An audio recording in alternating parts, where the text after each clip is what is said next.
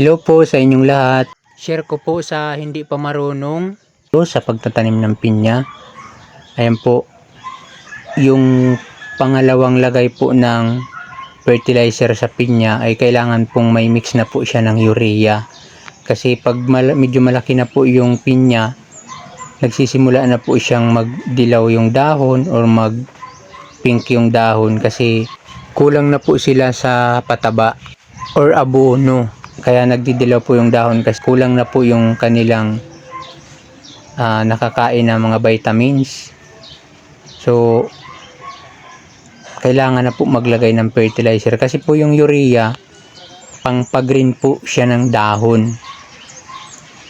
Ang paglalagay po ng fertilizer sa pinya ay every 3 months. Kaya pag ikaw po ay may trabaho, kahit po malayo yung trabaho mo, pwede ka po magtanim nitong pinya kasi hindi po ito gaanong bantayan. Pagka bago ka po maglalagay ng fertilizer ay tatanggalin mo po muna yung damo. Mas safe po yung ini-spray na lang kasi pagka ginagabihan po siya, minsan na gagalaw po yung mga ugat ng pinya, pumupula po siya. So hindi po maganda pagka yung pinya mo ay pumupula or nagkukulay pink yung dahon. Dapat po ay berdeng-berde talaga siya. Kapag mag-i-spray ka naman po, dapat ay maghapon po yung init para mamatay po yung mga damo lahat, or kahit po 8 hours lang mamamatay na po yung mga damo. Nawawala po yung, kumbaga natigil po yung pagpatay niya hanggang po sa 1 buwan yung epekto ng gamot. Pag nag-1 buwan na po na hindi namatay yung mga damo, so kailangan mo na po siyang ulitin. Hindi po pwede na mag-i-spray ka ng maulan kasi hindi po yun mamamatay. Ngayon po, pwede mo naman po pagsabayin yung pag-spray at paglagay ng fertilizer, basta hindi po gaanong madamo yung pinya mo, yung kaya pong makasuot ng kamay paglalagay ng fertilizer sa pinakang puno ng pinya. Pwede po yun na pagsabayin mo yung pag-spray at paglagay ng fertilizer. So ayan, dapat po pag maghahalo po ng 14-14 at ng urea ay dapat po ay halong-halo siya kasi kung hindi po siya pantay ang halo, iba po yung tubo ng pinya. Kaya yan po ay hinahalo po nila ng maayos. Sana po matapos mo po ang aking video para makita mo po yung paglalagyan niya na pinya kung anong klase.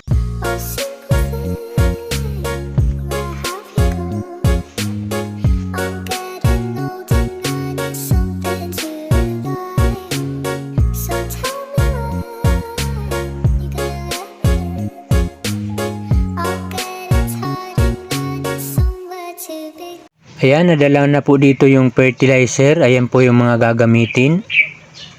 Ito po yung pinya na paglalagyan po ng fertilizer. Dito po sa taas, mas magaganda pa po kasi verde pa. Pero dito po sa pababa, medyo nagdidilaw po siya. So pag ganyan po yung pinya, hindi na po maganda yan. Kailangan pong agapan na yan. Kailangan po ng fertilizer. Pagka ganyan po yung pinya nyo, dapat yung pagtitimpla nyo po ng gamot na para sa damo ay hindi po masyadong madami kasi lalo po pag mainit masyado, naepekto rin po sa pinya pag tinamaan po kasi tinatamaan po yung dahon ng pinya pag na-spray ng damo.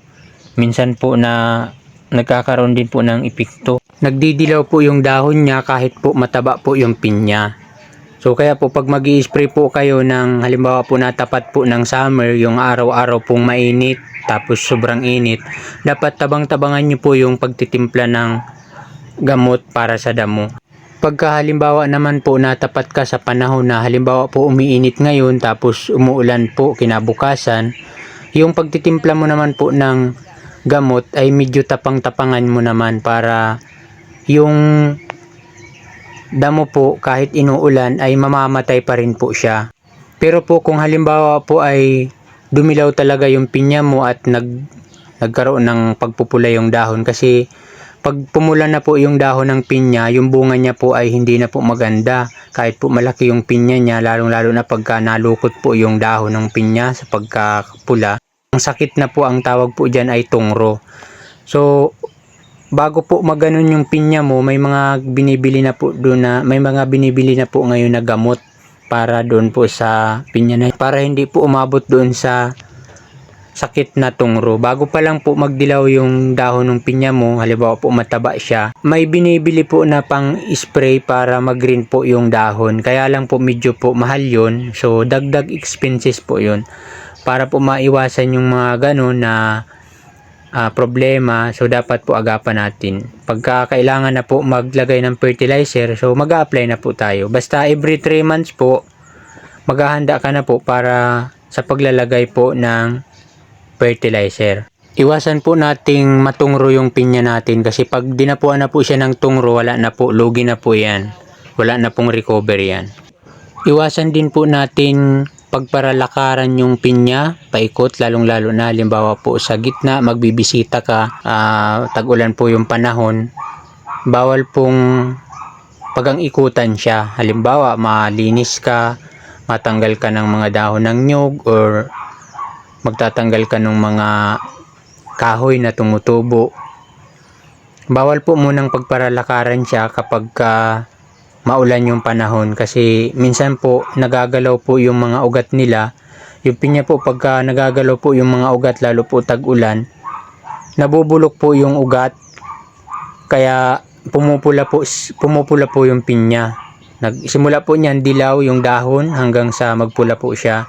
Pero maganda pong pangtanim yung pinya, wala po siyang pinipiling lupa. Kahit po itanim mo po siya sa pungso, tumutubo po siya. Kahit po itanim mo rin po siya sa ilalim ng nyugan, okay rin po siya. Wag lang po yung masyadong nakakanlungan siya, yung hindi na makita ng araw.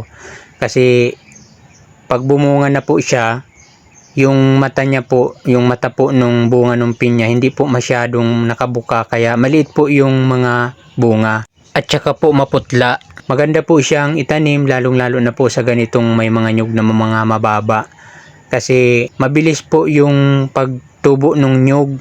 Kasi unang-una nakakasipsip din po sila ng fertilizer at palaging malinis. Lalo po doon sa mga nyug na bumubunga, nagbubunga na, pagka tinanim mo po yung pinya sa ilalim, mas nadami po yung bunga niya. Kaya lang po pagkatapos pong i-harvest yung pinya, kailangan mo rin pong tanggalin yung pinya. Pero dapat po bago mo alisin yung pinya ay nakakuha ka na po ng suhi. So lumalabas po yung suhi, pwede ka pong kumuha. Pag after harvest, mga 3 months, pwede ka nang kumuha. Pero ako po, 6 months hanggang 7 months, kuha na po lahat ng suhi niyan, pinapatanggal ko na rin, sabay-sabay na po sila. Hanggang dito na lamang po ang aking video. Sana po ay may natutunan ka sa aking video. Kung halimbawa po ay may katanungan ka rin na hindi ko po nasabi, pwede mo rin pong i-comment at sasagutin ko po.